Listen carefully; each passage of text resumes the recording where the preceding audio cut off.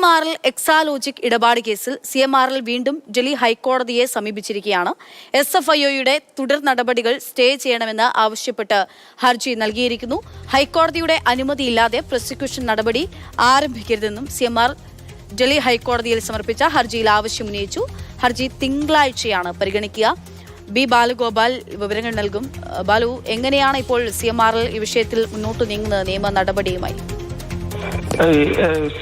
CMRL എക്സാലോജിക്ക കേസുമായി ബന്ധപ്പെട്ട് നേരത്തെ ഈ SFIO നടത്തുന്ന അന്വേഷണത്തിനെതിരെ CMRL ഡൽഹി ഹൈക്കോടതിയിൽ ഒരു ഹർജി നൽകിയിരുന്നു.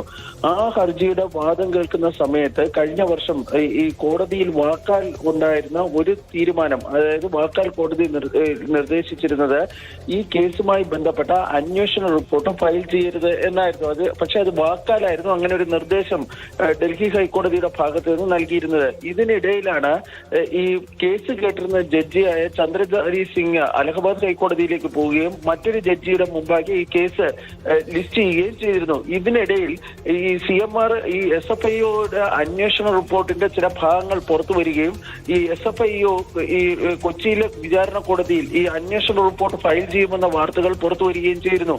ഇതിന്റെ അടിസ്ഥാനത്തിലാണ് തുടർ നടപടികളുമായി മുന്നോട്ട് പോകുന്നതെന്ന് SFIO വിലക്കണമെന്ന് ആവശ്യപ്പെട്ടുകൊണ്ട് CMRL ഇപ്പോൾ ഡൽഹി ഹൈക്കോടതിയെ സമീപിച്ചിരിക്കുന്നത്.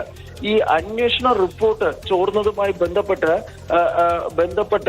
നടപടി സ്വീകരിക്കണമെന്നും ഈ ഹർജിയിൽ CMRL ആവശ്യപ്പെടുകയും ചെയ്തിട്ടുണ്ട്. അതായത് അന്വേഷണ റിപ്പോർട്ടിലെ വിവരങ്ങൾ മാധ്യമങ്ങൾക്ക് നൽകിയ ഉദ്യോഗസ്ഥർക്കെതിരെ അന്വേഷണം വേണമെന്നാണ് ഇതിൽ ആവശ്യപ്പെട്ടിരിക്കുന്നത്.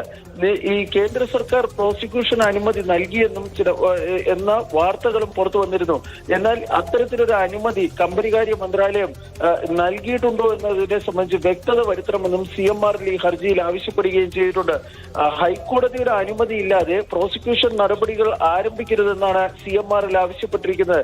ഏതായാലും ഈ ഹർജി അടിയന്തരമായി കേൾക്കണമെന്ന് CMRL ആവശ്യപ്പെട്ടിട്ടുണ്ട്. ഇതിന്റെ അടിസ്ഥാനത്തിൽ തിങ്കളാഴ്ച ഡൽഹി ഹൈക്കോടതി ഈ ഹർജി പരിഗണിക്കാനാണ് സാധ്യത.